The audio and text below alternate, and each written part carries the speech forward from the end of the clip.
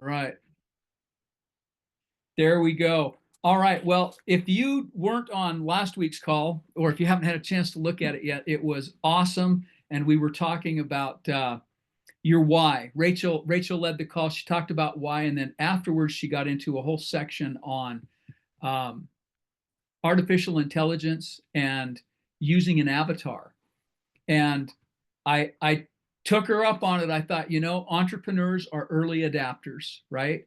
And so I got on the site she recommended. I tried the free one. I'm telling you, I'm going to have to upgrade now that I've used it and built an avatar. I Once I built my avatar, all of a sudden I'm thinking of all these different ways I could use it. And until I actually went through the process and did it. And it's scary. It's not scary to do the technology. It's scary to see what that technology is today. I mean, it's humbling, but either we harness this or we let other people do it. So this is a shout out to everyone on this call, and going through the lesson afterwards to really do something. When we do these talks and we give you these pointers and these tips, we need to act on them. And you see the leaders in this group acting on this stuff, doing what we teach and what we preach. So we're never too old to learn new things and to learn to apply them differently. So that's just a shout out, but it does tie in. I was looking at our list of curriculum here, and last week's with Rachel, it's under branding and strategy, and it start with why and what problems are you trying to solve, and that's where she launched off. So today we're still in branding and strategy, but it's vision and voice. And we get a chance now to go backwards and start wrapping everything that we've talked about before into a cohesive ball.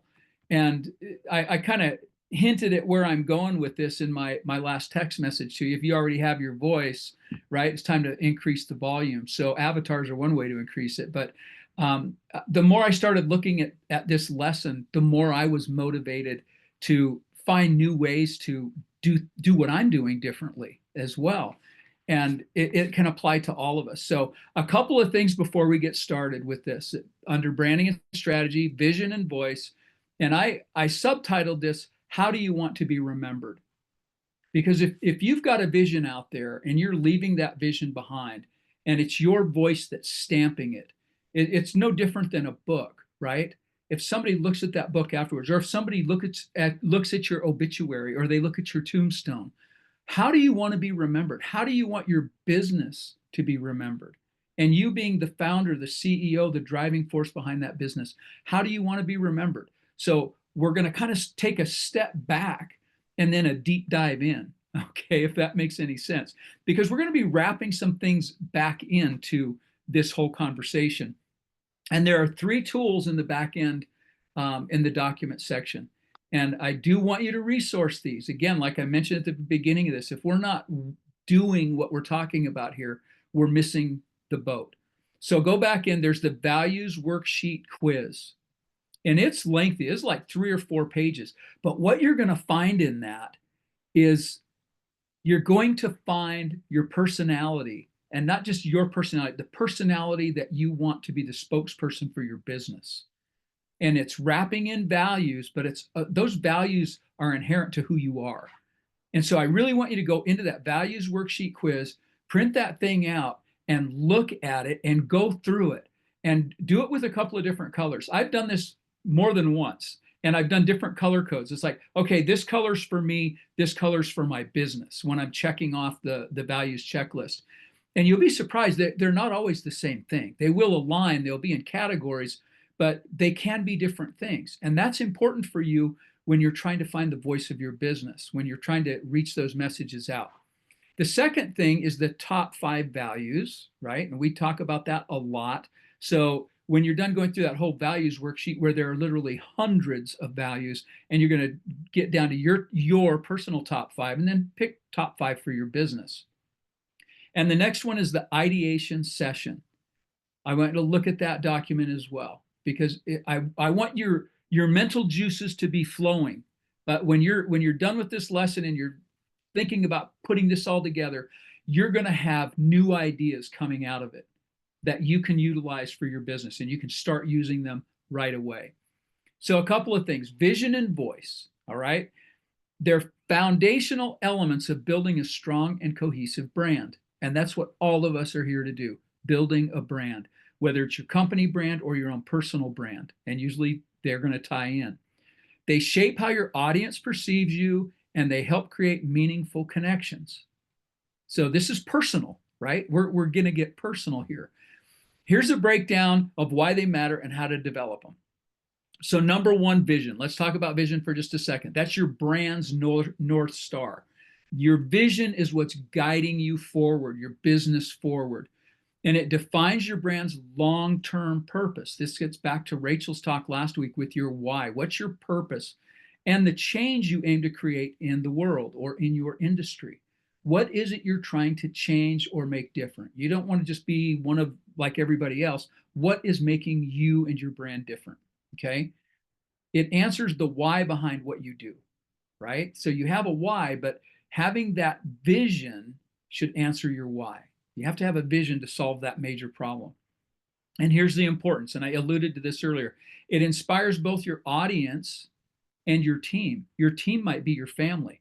Well, why are you spending so much time away? Why aren't you here? Where are you going this weekend? Well, you're going to understand. If they understand your vision, they're going to understand what inspires you. All right. And you're going to get more people on board.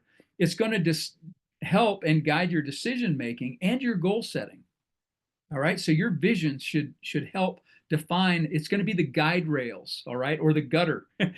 Even if you're going in the gutter, you still want to stay in your lane, right? It's okay. You can bounce back from a gutter ball, but you still have to stay in the lane. And I have been to bowling alleys where people have literally launched balls into other lanes. It ain't pretty. Okay. So, and it helps differentiate your brand from competitors. What makes you different? Anyone else, there might be 50 racers on a track, right? But they all have a different reason for racing. They all have a different vision, right? There might be how many different personal trainers out there, but what's your vision, right? We've got so many different businesses represented in this group. Everybody is different. And what makes you different? What makes you better? Those are the unique things. And I love this example. Here's a topical example because Tesla is in the news, right? Tesla's in the news right now. But I want to go back to Tesla. Tesla's vision. He wrote his vision down. And I want you to write your vision down too. Here's Tesla's vision: to create the most compelling car company of the 21st century by driving the world's transition to electric vehicles. To create the most compelling car company of the 21st century by driving the world's transition to electric vehicles. Now, there's a lot of negative stuff in the news right now about Tesla, but let me tell you this: Tesla doesn't pay for advertising. They never have. That vision was so big and so pronounced, they don't advertise. Tesla as a brand has not had to advertise. Think about that. That's phenomenal. We're going to talk about somebody else in a little bit, but it's a totally different ballgame. So that is an example of vision.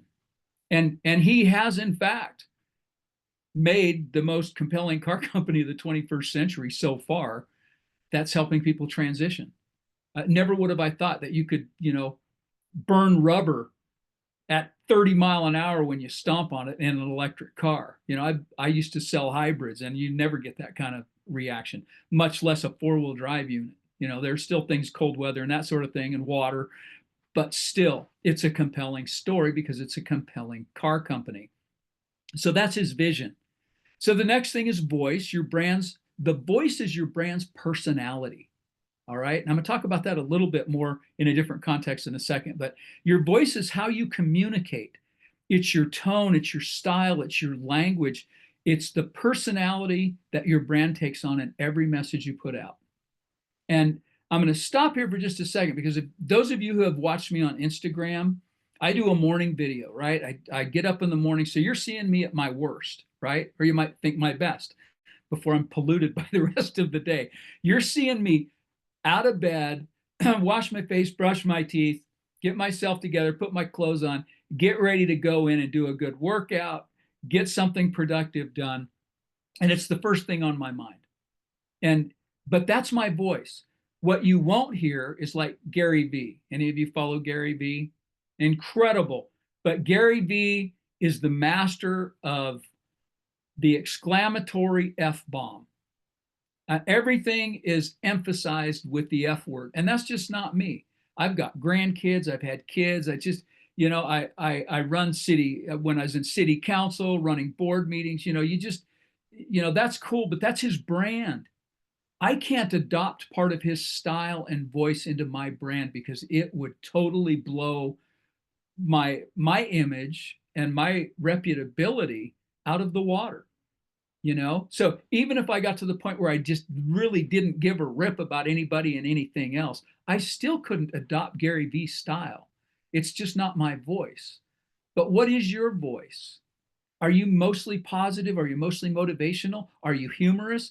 I'm the funniest guy I know. I tell my wife that all the time, but you don't get to see it. I'm a sarcastic prick. I just I just tone it down, right?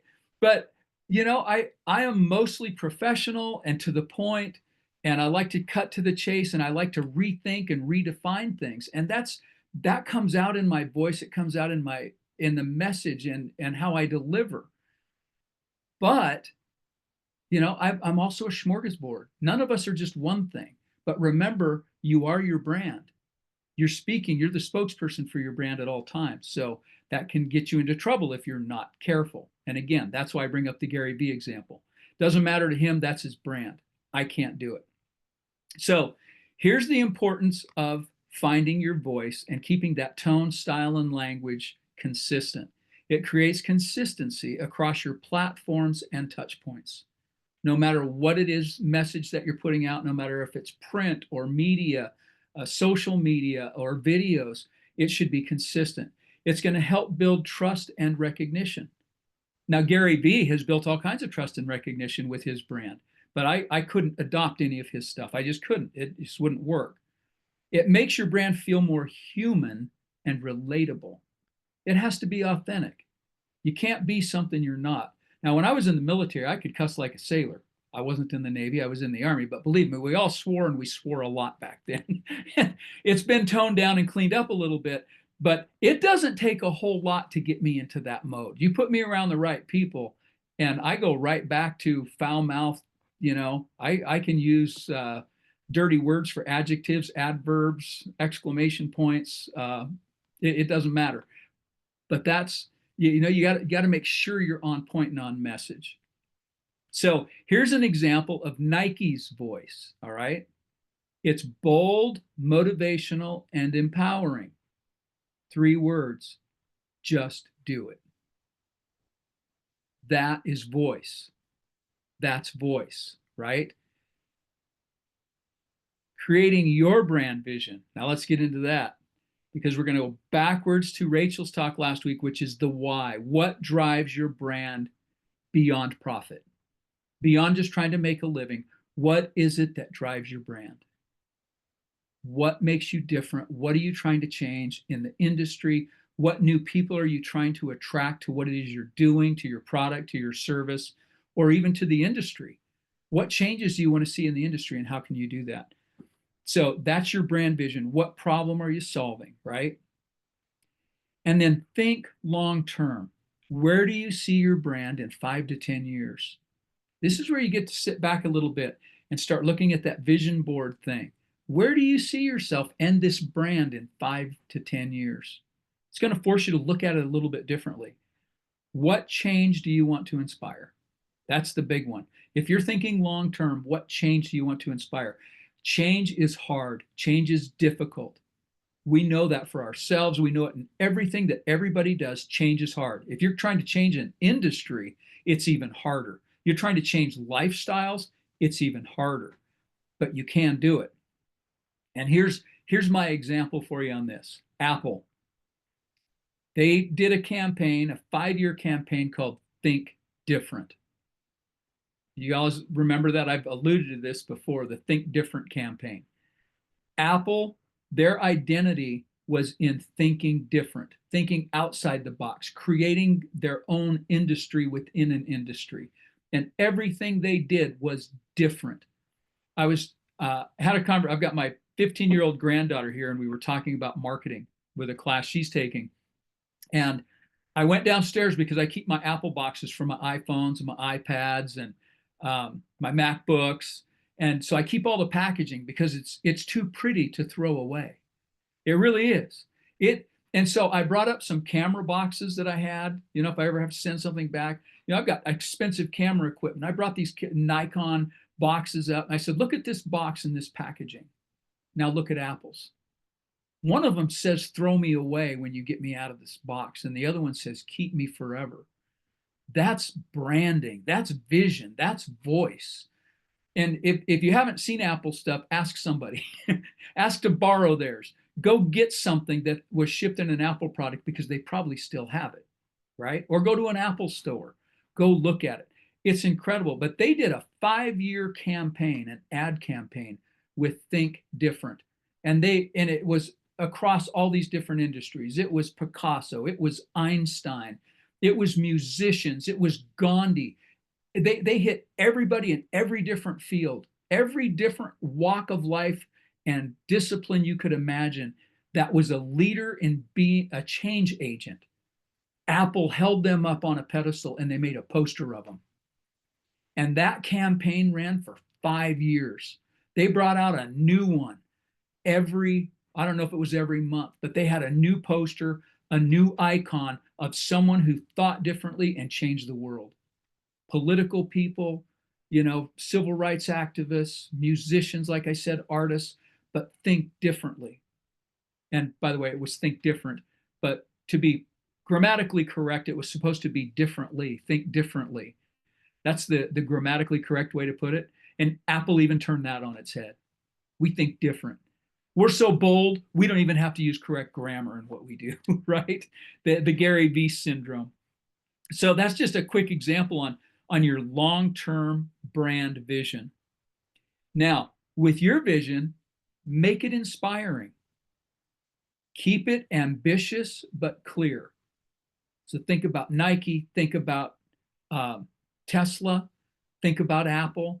That doesn't have to be a long thing like your mission statement, but it should encapsulate what your mission statement is telling people. Make it inspiring, keep it ambitious but clear, and use vivid, emotionally resonant language. So when you go through that values worksheet quiz and you start looking at all those, you're going to find words that you think, man, that even if that's not who I am today, that's who I want to be tomorrow. That even if that's not my company today, that's who I want to be tomorrow. Make a list of those things when you're checking them off. And what you will find in this exercise is you will be able to come up with your own advertising and marketing campaign that can go out for years. Finding your voice is going to open up a whole new vocabulary for how you communicate what it is you do and to the different audiences you want to reach. So and even if you've already got ad campaigns and ideas, this is going to be a refresher for you. So look at it in a different way after you're done looking at this, okay? So defining your brand voice. I'm going to go a little bit deeper into this, all right? And I went back to my literature days because I do have a degree in literature. It comes in handy, right? 45 years later, 50, whatever it is. Anyway, in literature, voice refers to the unique style, personality, or perspective of a piece of writing. It can often set the mood or tone, and it varies by author or the type of work they write. Literary voice incorporates many elements, including language, writing style, points of view, and tone. So use voice to set a certain mood for the readers or persuade their feelings about something. So if you think about this, what writers do, their intent is to move you, right? To emotionally and intellectually move you. And that's what the voice of your business, the voice that you communicate through your social media, the voice you communicate through newsletters that you write, vlogs that you write, conversations that you're having, should be communicating that in a way that your unique style and personality and perspective is going to motivate people to do something, right? This is your call to action. Everything you do is a call to action. Your voice should be a call to action. So think about that. Somebody's always watching you. And I didn't write this down, but I was thinking about it, how you can go into some restaurants and the chef's whites, right? They wear chef's whites. And I mean, they're tailored and they're spick and span. They've been bleached white. Some of them even starched white, right? The hats, the whole works. You go into a doctor's office and they've got the white lab coats, a clean white lab coat. That's image. That's part of that voice and the image that they're creating. It's brand identity. And what uniform do you wear? When you're doing your workouts, when you're on the track, when you're out in public, are you sporting what it is that you're selling, right? Is it incorporated into your lifestyle? Does it reflect who you are? Does it have clean, sharp lines? Does your logo pop? Are you screaming, "Here I am"? Are you screaming style? I went to a board meeting today with the health department, and I'm casual, right? I'm wearing just a zipper sweatshirt, and I'm wearing my Converse tennis shoes, but a nice pair of black stretchy slacks, Costco things. And my wife says, "Wow, you look fly." And I don't even know what that means, but I like the sound of it. That's my image. I'm fly, whatever that means. I'm on the fly, right? If you see me out there, that's the image. I don't want to look like I just got out of bed. I want to look like I'm somebody going somewhere to do something. And your clothing, how you dress at the gym, how you're presenting yourself out there should be fly, right? So I'm going to hang that word out there. So what does your brand stand for? These values should influence your tone and your message, how you dress, your uniforms, your public and private. It's not just when you're at work, when you're not at work, but someone's seeing you out there. What is it? I like when Jim Spilson has been online. He always turns his camera on. He said that's just part of what we do, and in his work culture, if you're on a Zoom call, you're on, right? Your face is there. You're presented there. I'm one of those. I don't often, if I'm doing a call, I don't ever just wear a T-shirt. That's my style. That's my brand. I'm not passing judgment on anybody who does something different, but that's me. I'm more comfortable that way. And if I'm going to talk to somebody and be authentic, I want to be comfortable. I want to be real. You're getting the real guy here. Although I have put on a medical lab coat and a stethoscope for Zoom meetings in the past. During COVID, just to make a point. So you can be talking to an expert. I also have a set of hats. I've got sombreros, I've got hard hats. I can wear a different hat for any meeting I need to be in. So think about that though, what it is you're wearing. So describe your personality. If your brand were a person, what traits would it have? Would it be playful, professional, bold, empathetic, right? Your brand, it's hard for us to think about that, but your brand will have its own personality. You're creating it. You get to create, your brand is your avatar, right? You get to create it. It can have its own personality. So train it. So create a voice chart. Choose 3 to 5 different personality traits, and you can get these from that first values worksheet list. Find some traits that you value, and then come up with some words that will actually resonate with that value. And when you start, and use AI, I don't care, put some words and come up with some synonyms. And how would I best describe my business using this kind of personality type? Because those are the kind of people you want to reach, right? So it's going to help you dive deeper and come up with more catchy things that are still authentic and part of your brand to reach more people and empower them. Okay. So audit your current content.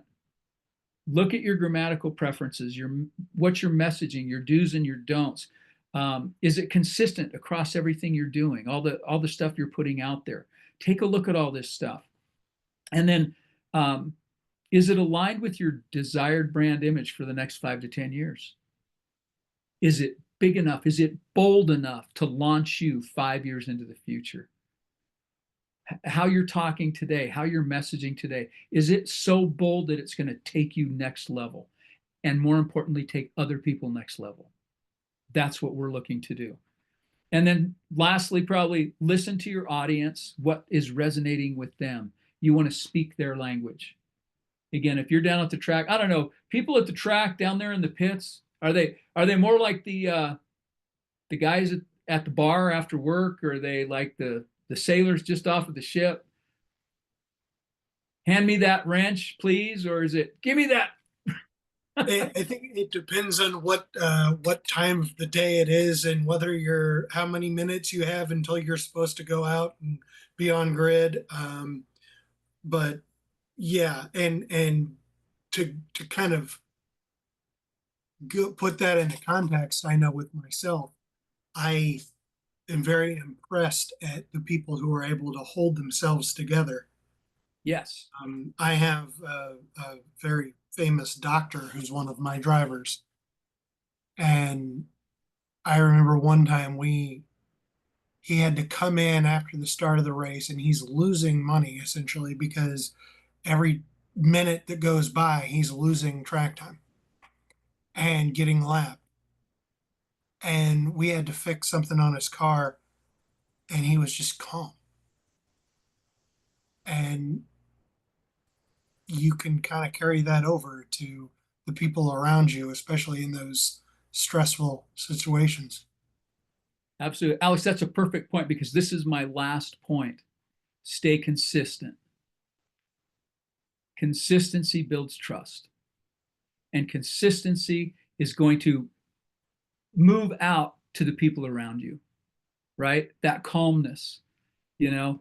I prefer to work with people like that, you know. I know how to navigate when I'm in a chaotic environment, but I like to be that calming force. That I would rather be that person. Some people survive on the chaos and they would rather things be up in turmoil and they survive best there. But what is the personality of your brand and your business? Because it can be the opposite of that, right? It can be that driven, push, push, push all the way to the end, all the way to the end. Every coaching style is different. And so your vision and your brand are going to define the personality you come to the table with. And there's not a wrong way to do it as long as it's working for you and the business. But define it so that you're doing it intentionally. I guess that's my takeaway for this whole lesson tonight is make sure you're defining it so that what you're doing is intentional and you're not just, plodding your way through it. Make your actions count, make your words count, make your posts count, make your newsletters count, make your emails count, right? I had a conversation years ago with my oldest son, and I was texting, and I fat fingered. I still like one finger text, with an index finger. I'm not the double thumber. And I sent something to my son, and there was something wrong, a misspelled word or something. And I told him, I said, well, it's just a text. I said, do people really care because they're using you, the letter U instead of YOU? And he said, no, Dad. He said, you don't get away with that just because it's texting. And it really hit home because I thought everything was a shortcut, right? All these acronyms they use and the word shortened things. So I thought I could get away with being sloppy. And it was my own kid who called me out and said, no, you can't get away with that. You have to. And so now I don't use contractions a lot of the times. I'll spell words out. I'll go the extra step to make sure that I'm clear. And then I send something off and realize that you know, auto text did something stupid with it. And it's like, oh no. But then I follow up and I'll correct it when I catch it. So I don't even like misspellings, but it depends on what hurry I am in. But again, it's those little things, brand consistency. It does make a difference. So make sure you're pushing in on that stuff. So that's the lesson. I'm going to put a stop on this. I'm going to stop the recording, but then we're going to stay online here, and this will go up into the cloud.